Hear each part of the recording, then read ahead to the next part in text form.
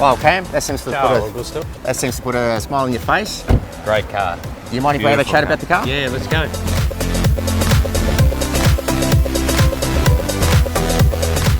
So, Cam, before we talk about the car, you've come on board Zagame Automotive as our new GM of Zagame Autosports, which is our motorsport division. Can you tell us a little bit about this new venture, perhaps? Yeah, it's an exciting new venture for the group. Bobby was instrumental in creating a lot of track days, Bobby Zagame, for the group. All our dealerships run multiple track days. So Autosport is to create another level for our customers that are right into their motorsport and potentially want to buy a race car.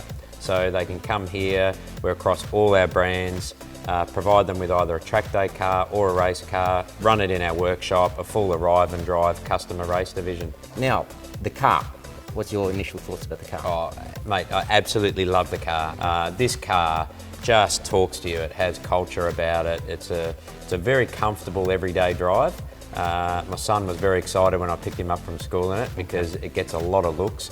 But what I like about it is that you can put it in dynamic mode, you can feel the suspension firm up, changes the shift points, and if anyone owns one of these cars, you have to take it out to a racetrack, turn it into race mode, and it just goes another level again. And you know, for sure this kind of car is going to be driven day to day, around town, maybe up in the hills. But if you own one of these cars, you have to take it out and experience it on a racetrack as well. Now, you drive a lot of sometimes exotic cars on the road. You get the chance to do. What are the looks? Do you get any looks with the car, or what's the attraction there? Yeah, it's amazing. I think the Cloverleaf, is everyone is synonymous with the Alfa brand and the history that it has in motorsport. But you wouldn't see this car when you first look at it. The angles are very nice, but you wouldn't think of it as a track day performer.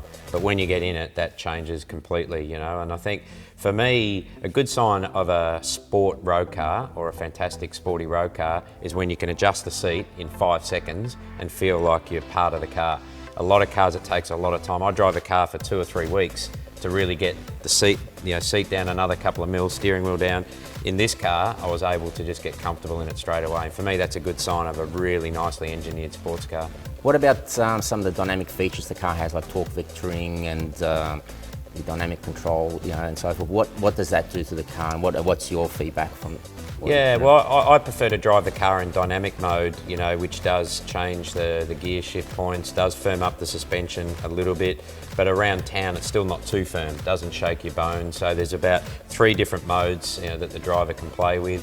When you turn it into race mode, which you can do on the road, it turns most of the ESC or the traction control off, but still keeps the torque vectoring. So again, just another opportunity to go on a nice bit of windy road to really feel that torque vectoring working, where it helps the car turn into the corner, but also helps it put the power down on the way out of the corner. And a lot of models have been very big in getting ESC traction, but this car takes it to another level with that torque vectoring system. But you just put it in neutral mode around town, and it's a quiet sleeper that you wouldn't know what's under the bonnet when you drive it in that mode. Lastly, Cam, the 99% of our customers will probably end up buying it for road use. For that perhaps 1% that will drive it for the track and actually race it, is it a serious contender? I think the limit of this car will be way above most owners. With all due respect, most owners will use it to go out for dinner, their daily commute, which it does that beautifully, does it better than anything. But what the owner needs to know is that this car is capable of far more, and that's why I challenge any owner to come to one of maybe our track days or any track days with the Alfa Club and do a few laps in race mode. It's still safe because it will still have the torque vectoring, the ESC working, but wow, it opens up the shift points, you can use the paddles, you can hear it blip on the downshift, and it does feel like you're driving a race car. All right, thanks Cam, I appreciate you taking the time. Now stay tuned for next week when we'll review the new Fiat 500X. Now just quickly mate, is there any chance I can keep it for another few days? You're not getting these back? Let me speak to Bobby, we'll see what happens. I'm hiding them.